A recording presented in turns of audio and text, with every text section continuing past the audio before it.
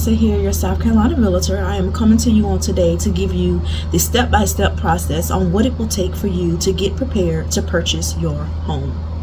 Okay, and for starters, I would like to say that if you are looking to start this process, please do your research and study and learn as much as possible about home buying, searching for the right property, and yada yada yada yada yada. Get with a realtor. A lot of people nowadays are, I don't really need a realtor until they do, because we have knowledge of the market, we have knowledge of the process in itself, and we're just here to help you as a whole, because this process can be very stressful. Okay, let's get started. Before you even get to the pre-approved process, I like to tell my people to get their credit score together. There are lenders who can approve you at 580, but your chances are better with a 1620 score, and it's even better when it's a 640 or higher.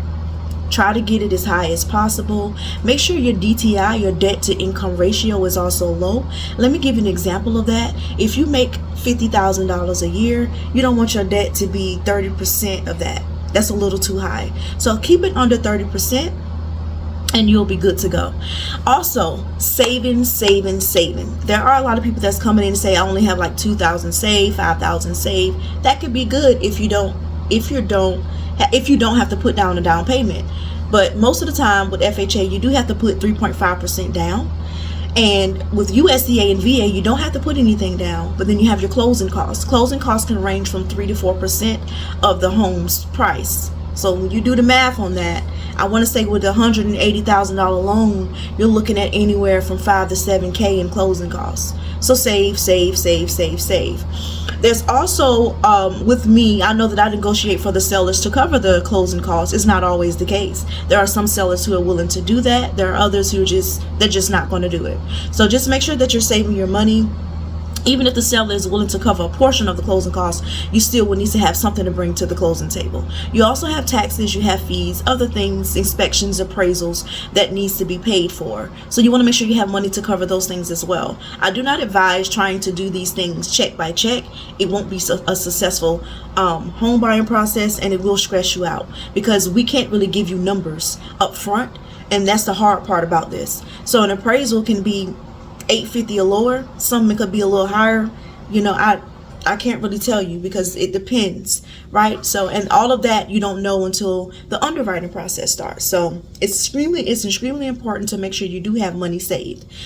With FHA, the 3.5% of a down payment is mandatory. That's not something that you can get out of. A lot of people are leaning towards down payment assistance, but they don't understand that down payment assistance is actually another lien. It's assistance. It's not free money. So that is something you also need to understand as well. And sometimes with down payment assistance, it lowers your purchase power amount as well. So you'll get approved for assistance, but you may not get approved for as much home as you could have had you have some good savings. And also good savings is good if you're going through banks. They love to see that you have a good savings. That shows responsibility. So, and your chances of that bank approving you are a little higher. So again, you want to work on your credit, you want to work on your debt to income ratio, and you definitely want to have some savings. Savings can go a long way in the home buying process. So please make sure you have that. Also, okay, so after we get through all of that, let's say you got all of that. Now it's the pre-approved process. And the pre-approval process is when we send you over to a lender and they want to get your bank statements, some of require bank statements, W-2s, your 1099s. They just want to see that you're employed. And I will say there are a lot of people lately who've been trying to give fake documents. Fake documents just not going to work. They will run your social. So make sure you're turning in some legitimate documents to not get yourself and your realtor in a bind. Okay.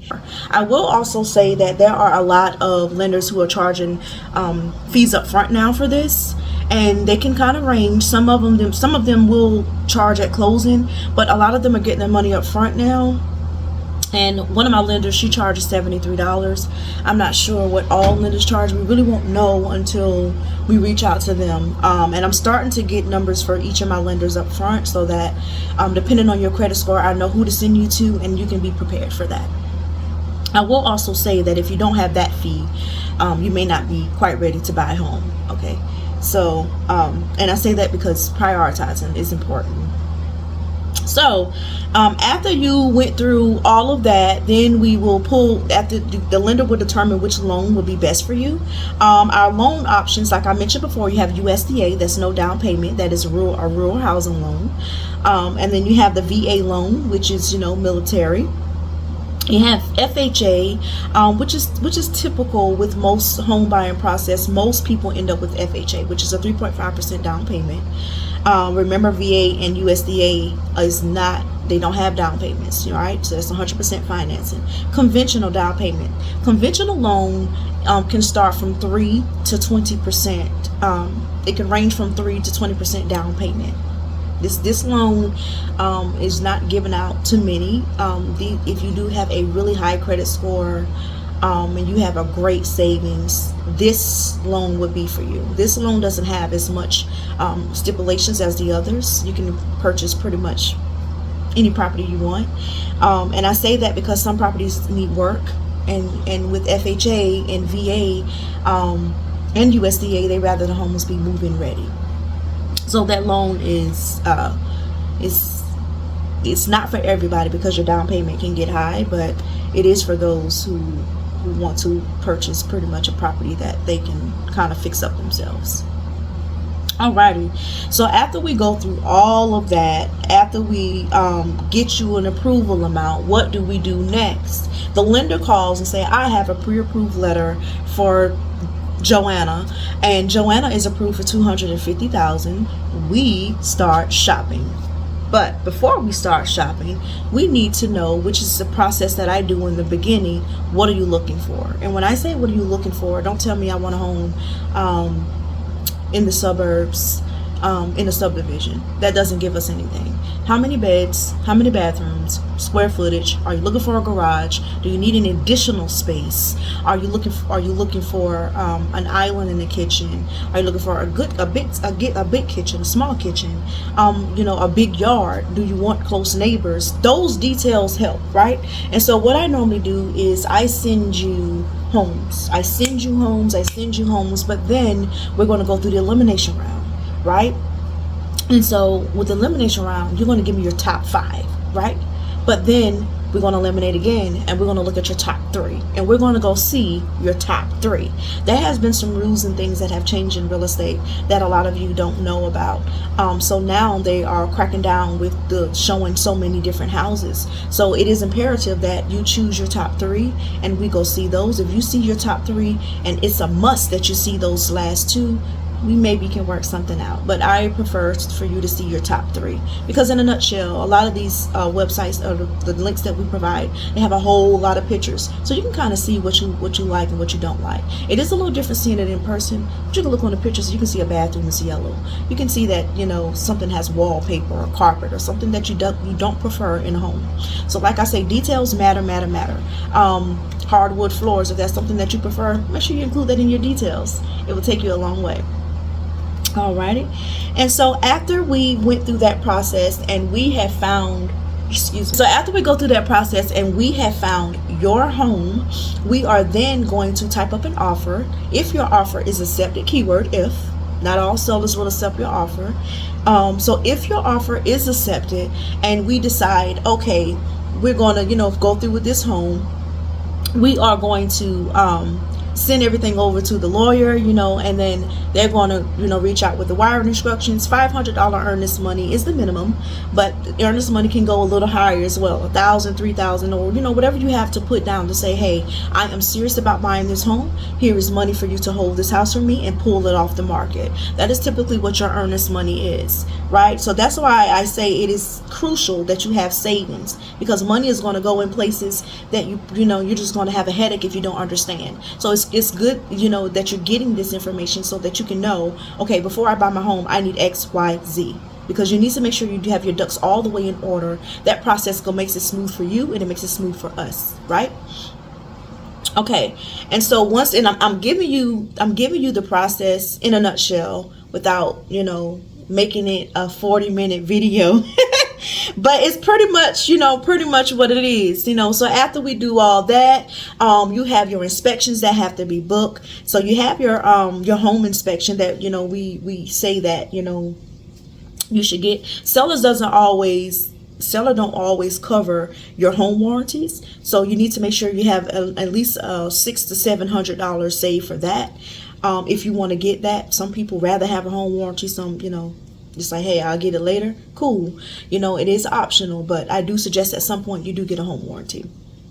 Okay. And then you have your appraisal, and your appraisal is definitely mandatory. That is something that they do to make sure that you aren't overpaying for a house. So that is a very important process. So just, make sure, you have your, like I say, that money. I'm going to keep putting it in there to put it in your head. Okay. She said it a million times. I need to have my money. It's crucial. There are people who have gotten to the process of pre-approval, who have gotten to the earnest money and couldn't close on a home because at the end of the day, they didn't have all the money they needed. And if you don't have all the money you needed, and this contract has a termination fee, money is still owed to the lawyers for the title searches. Money is still owed to the it's still owed to the seller for the termination fee. So either way, you're still going to pay out something. So make sure when you get into the home buying process, you are serious. This isn't nothing to play with. And I stress that with people, because some people will waste your time, and you're going to end up paying out money that you're going to feel is a waste. But truthfully, that means you wasted some people's time. So try not to waste people's time. Be serious during the home buying process. Okay, so during the process of waiting, typically a closing can be, they like to say 30 to 45 days to get the appraisals done, inspections done. You got your termite inspection, you got all this stuff that needs to be done. I forgot to mention that one, but a termite inspection can range from 200, 250, something like that. Some lower, some higher, I don't know. It depends on the company. But you want to make sure that because closings can be faster. They like to say that, they can be extended to that amount of time, but closings can be faster. There's closings that happen in 8 days. There's closing that's happening, 12 days, whatever. But especially if a home is move-in ready. If a home is move-in ready, it's new construction, things like that. If already it's been pre-inspected, they already have the termite bond done, and all you have left to do is like the appraisal process and the underwriting process, baby, okay. Now let's talk about the underwriting process. Before you can close on a home, the waiting before you can get to the appraisal is when, after we just sent over the ratified contract, which means that you signed it, the seller signed it, it is official, you both are under contract. We send that over to the lawyers. You send in your earnest money, yada yada yada. So we send that over to the lender sends that to the underwriter. The underwriter is now going to go through the full process to determine if you can get this home. And this underwriting process is crucial. If you have been using your credit, if you have been using and I say that with, listen, I had to ball my lips up, because if you have been using your credit cards, if you have been trying to do anything with your credit, with your social, this can deter the process. It could cancel everything for you, and the underwriter can come back and say, we can't close because this happened. And I had a client that had a situation that happened where, they were tampering with the credit and the bank dropped them. And we had to find another bank. By the grace of God, we were able to. But it is very important that you don't do anything. I don't want you to move. Hell, I might let you eat, but don't move. Don't do anything to mess this process up, especially if you know this is something that you want. And it's, and a lot of adults, you have to really get into that, with them, because they don't understand. Like, when we say don't do anything, we literally mean don't do anything. Don't move. Okay?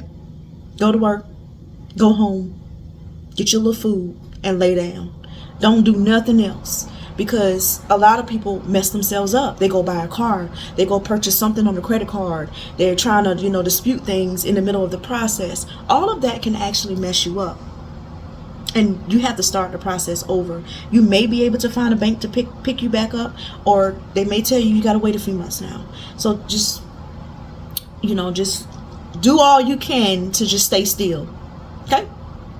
Stay still. Also, during the process, while we're waiting for the underwriter, while we're waiting for, the closing and everything else, Save as much as you can while you're working. It is important to do that. And so many people are like, oh, I already got $3,000 saved, I'm fine. Save, because you're gonna, a new home means you want new stuff. You know, there could be fees or anything that comes up where, you know, they're like, okay, the underwriter could say, hey, you need a little more at the closing table. What are you going to do then? So save as much as possible. I know some people be wanting to take trips in the middle of the home buying process. You're grown. Do you? But then ask yourself, should you pay $2,000 on that trip? Should you add that $2,000 to your savings to better your, you know, your chances of getting your home? So, you know, those islands and things, they'll be there. But let's get this home. Okay, so let's get this home. And so after you have done everything, after the underwriter says it's clear to close, we're at the closing table, we're signing documents, and we're handing you your keys. It can all be this simple, but you can never forget the first step. Savings, getting your credit score to where it needs to be, and making sure your DTI is below 30% of your yearly income. That is extremely important. For those of you who have 1099s and you make $200,000 a year, don't go and ask your tax expert to write off $189,000 of that so you can pay less taxes, because guess what's going to happen? You're not going to get approved for a home, because if you calculate the difference in that, it's only going to look like, and my math is off, but it's only going to look like you only make 15 to 20K a year. Math, numbers, all of that matters when it comes to buying a home. So you want to show that you're making 200K. You want to show that you're bringing that home. You do pay the IRS taxes. That actually helps your buying process. So a lot of our 1099 workers struggle the most because they try to get around things to avoid paying taxes, avoid the IRS, and they don't have their ducks in order. If you are a 1099 worker, you are solely a business owner, right? You are a business owner, technically. You should have everything in line. Your bank statements, you should have all your 1099s lined up. Your direct deposits, everything should be in the right order. Don't have things going to all, 6 different bank accounts scattered all over the place, and it looks like your accounts don't have as much money as you should have. So with 1099 workers, you definitely need to get your stuff in order. Get with your tax expert and ask them to do some maintenance analysis and different things to help show where your income is going. So I can get into 1099 another day, because that is the whole nother YouTube, baby. Okay, so I can't tell you how many people I get, I'm a 1099 worker and can't show their income at all. So it's very important that you're able to show your income. Okay, in a nutshell, this is your buying process.